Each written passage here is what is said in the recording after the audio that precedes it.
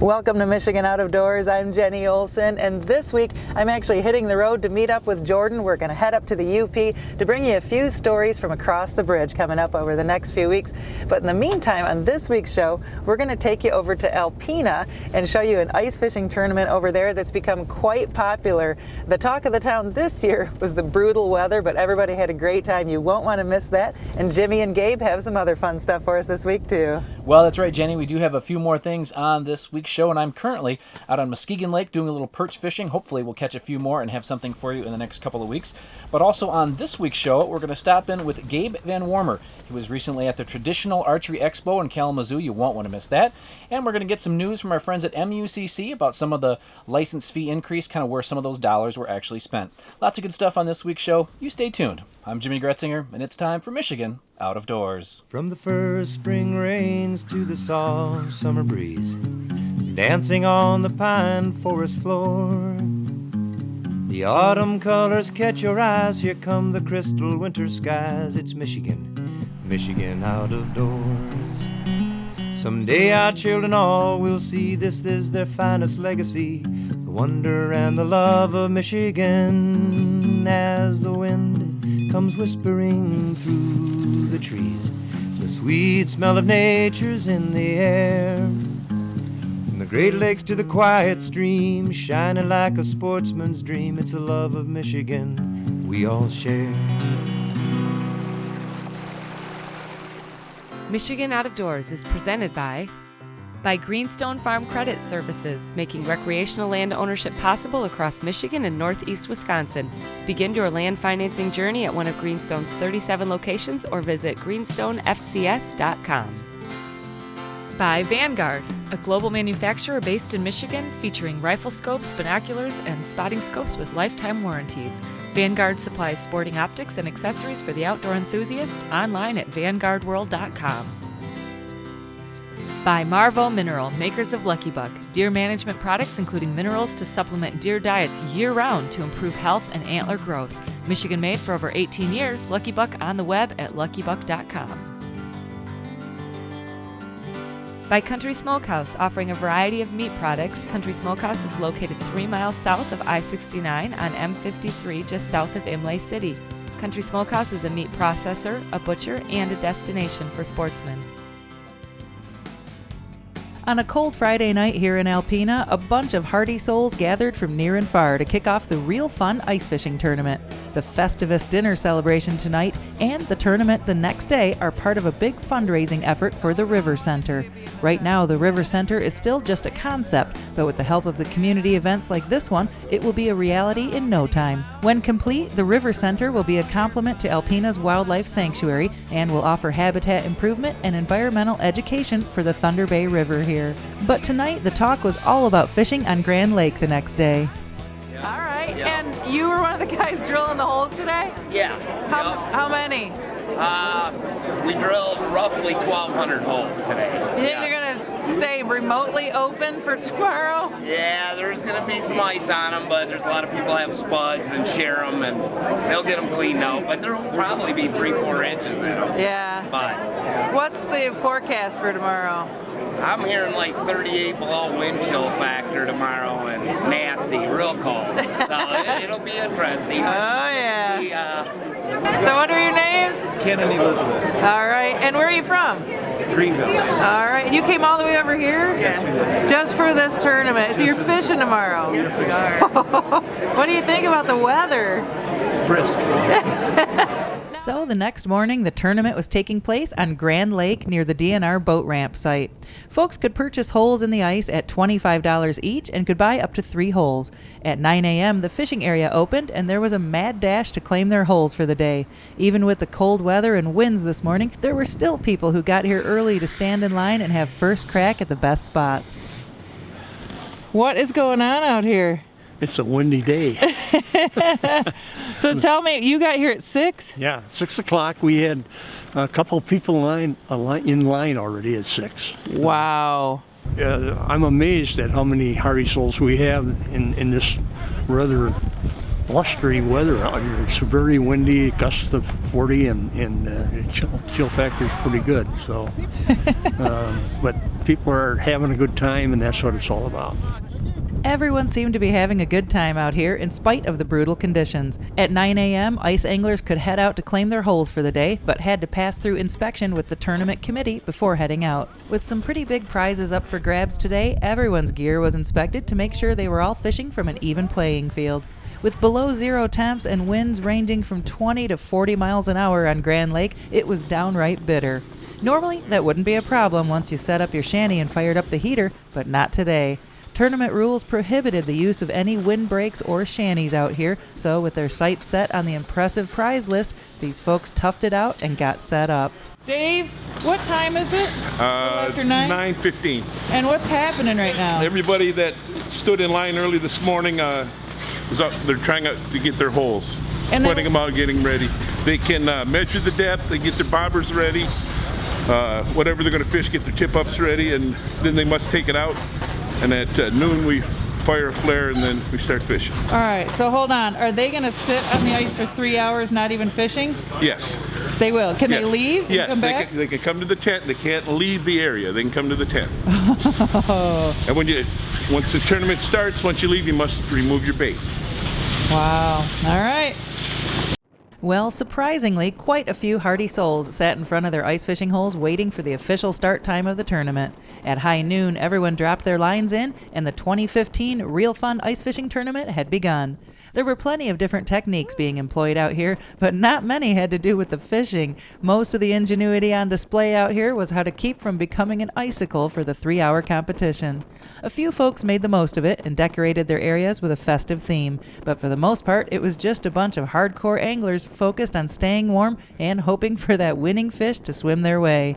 With the high winds and no windbreaks or shanties out here, it was pretty much impossible for me to talk to anyone on camera out here and have any good audio.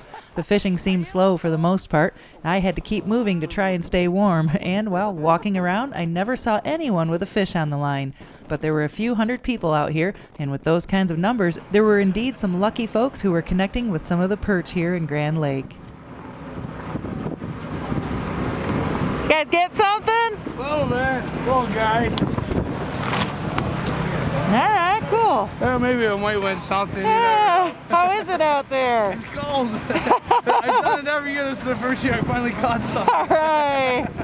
Tournament rules require all fish be kept alive and weighed in by the committee here in the Real Fun tent. Once weighed in and recorded, the fish are released back into the water. The Real Fun tournament is set up just like a tournament over in Brainerd, Wisconsin, hometown of Tanya Spence. Tanya helped start the event here to help raise money for the River Center and to offer a fun wintertime event for Michigan anglers. So Tanya, tell me a little bit about this event. What's happening and how is it different this year than years past? Well, this year is a sellout year. We sold 1,000 tickets. It's the first year we've ever sold 1,000 tickets. Wow. We've got people coming out remembering. What also is different is that we've got about 30 below mile an hour wind chills. It's brutal outside, and people showed up. They came out of the woodworks from all over the state, from out of state, from Wisconsin, just to come here and fish this event. Even though the tent wasn't heated, it was a welcome break from the high winds outside. Anglers were laughing about the brutal conditions out there and took advantage of their time in the tent to warm up while weighing in their fish. Even the smallest of fish could end up winning a prize, so folks were bringing them all in. It was the perfect place to catch up with everyone and see some fish. There was free hot chocolate served up by a local insurance agency and some warm clothes and hand warmers for sale from Frank's Great Outdoors. Andy! What's happening? How you doing? I'm doing good. A little chilly. Only one word to describe it is brutal out there. Yeah, it is. I'm glad they put this nice tent up in here for me. Just for me they did it, they said. It's cold out there. Yeah. That's a good turnout, man. There's a lot of fishing. We don't care if people weigh fish. It's a good time. All right, cool. The biggest fish to come in so far today was a nice perch that Randy Kroll from Posen had hooked into. Good job, man. You could win that ATV. Yeah, and if I do, I got to replace my truck. I just told her that I hit a deer, so. Oh, Oh, no. It'll be for sale if it's mine. All right. There were some other hefty perch coming in that would give Randy a run for his money. As the end of the tournament drew near, more and more anglers were calling it a day and staying in the tent. It was tough to head back outside after a hot cup of cocoa and a break from the wind. The closing festivities included raffle giveaways from the local Thunder Bay Walleye Club, and then the top 30 tournament prizes were announced. It was time to see if Randy's big fish would be enough to take the grand prize. For the 2015 John Deere Gator side-by-side, this beautiful perch caught it. A .68, Randy Kroll.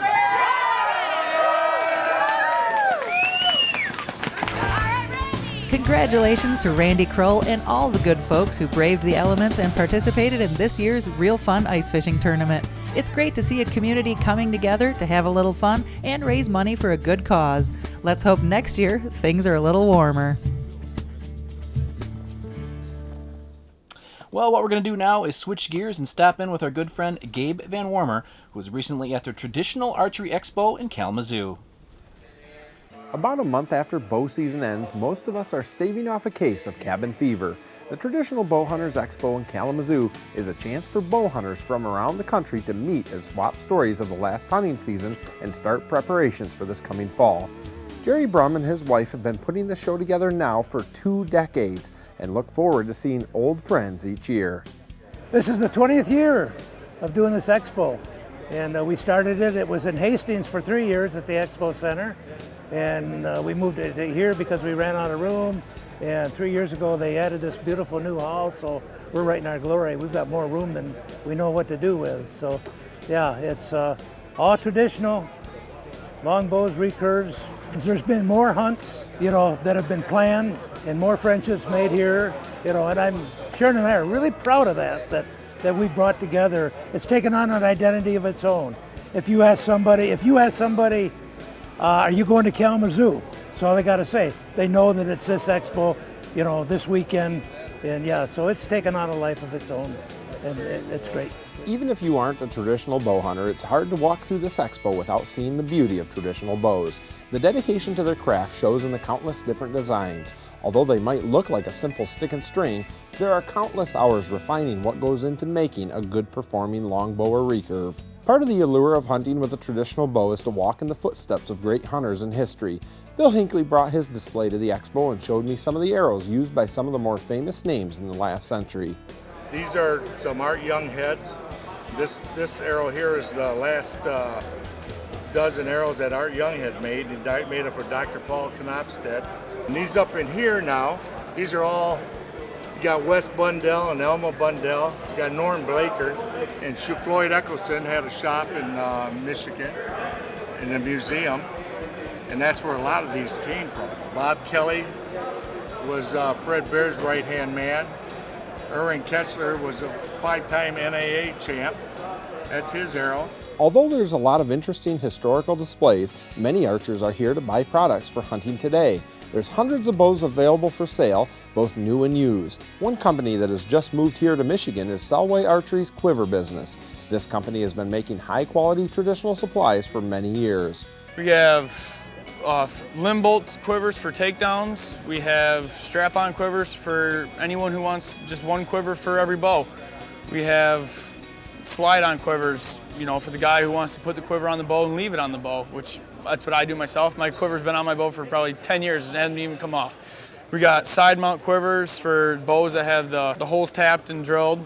We got the quick detach, which pop on and off. You can interchange them from bow to bow, whichever, some guys only want one quiver, and those work for that. We hand make these. This is not a production piece. This is something that a piece of us goes into every quiver that we make. Besides actual bow accessories, there are all sorts of gear to see, from haversacks to knives, and even some caps to keep your ears warm in the woods. This is a 2-track coup cap. We started making this just over a year ago. 100% felted wool, just like all of our products, all of our wool products. And it's really becoming a favorite for the bow hunter. Well, the first thing is, being a bow hunter, I made it with a short bill. And all the wool that we use comes right off the backs of our own sheep. We start with the live animal. We take the raw fleece up to Zeinlingers and we get it cleaned and batted up there. Once we bring the batting back into the shop, we lay it up and we make our own material. Once the material's made, then we cut and sew the parts. And what Bowhunter Expo would be complete without seeing what animals Bill Yoder brought along. Who's this, Bill? This is Cosmo. He's be 3 years old in May, weighs about 45 pounds. I've had him since 3 weeks old. Yeah? And he's quite a boy. Is he a lap kitty or what's he? Well, he has his days when he's a lap kitty. Otherwise, you just leave him alone, let him play where he wants. It takes about 3.5 years for the frame to fill out. Like a deer, it takes 5 years, and then he'll start bulking up a little more. He could get up around 50 pounds of what he eats. Half a chicken in the morning, bones and all, and cut up venison at night, and muskrats that are skinned out. He lives pretty good. If you've never been out to Kalamazoo for the Traditional Bowhunters Expo, be sure to mark your calendar for the last weekend in January. It's one of the most interesting shows you'll find here in Michigan.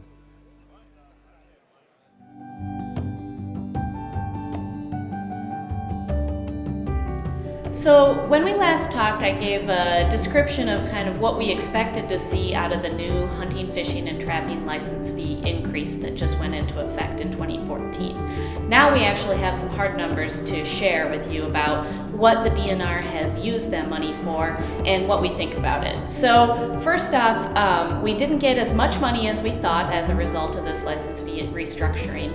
We were hoping for about $11.8 million and we only took in about $7.8 million, so about $4 million less than anticipated. But that's still, of course, an increase over what we were bringing in 2013. The bulk of that revenue, of course, as it should, went to Fish and Wildlife. So about $2.3 million went to both Fisheries Division and Wildlife Division. So they each got $2.3 million. That's been used for inland lakes and streams, habitat, also fish production. About 20% of Fisheries Division's new money went to fish stocking and hatcheries. And then Wildlife Division used the bulk of their funds for state game areas and to manage lands where primarily managed for habitat. Another $1 million or so went to Law Enforcement Division, which went to hiring new law enforcement officers where we didn't have any in certain counties and increasing enforcement in other counties. Another place this money went was about $600,000 to Forestry Division, and that was to manage for wildlife habitat on state forest lands, so generally those in the northern 2/3 of the state. Another $1 million went to marketing and outreach, and that was largely to upgrade the new license restructuring in the retail sales system, so where you buy your licenses, to upgrade those systems, provide new technology to the vendors, and then also, and you'll see this come out more in the next few years, but Pure Michigan is going to have a new hunting and fishing focus in their ad campaigns. So that's a really exciting development as well. Finally, local units of government, of course, got their share because of the vast amount of public lands we have. They do some payment in lieu of taxes for those lands, and so local units of government got about $400,000 of this new license increase. Less than 2% of the money even went to finance and operations, so they were very good in limiting the amount of overhead and administration that this money was spent. It was really, truly spent out on the ground. Well, hey everybody, thanks for watching Michigan Out of Doors this week. Again, I'm out on Muskegon Lake, and hopefully we'll have this story for you in a week or two. And special thanks to everybody that was at Big Buck Night last week in Novi for Outdoorama. That was a lot of fun. That'll be coming in a few weeks. And lots of good stuff coming over the next few weeks here in Michigan Out of Doors. We've been out doing some ice fishing, some rabbit hunting, some predator hunting. Lots happening this time of the year if you're a sportsman, so make sure you join us right here next week on your PBS station. Michigan Out of Doors is presented by Pictured Rocks Boat Cruises of Munising, exploring Lake Superior's Pictured Rocks National Lakeshore with its sandstone cliffs, caves, waterfalls, and lighthouses. Pictured Rocks Boat Cruises on the web at picturedrocks.com. By Propane, Clean American Energy.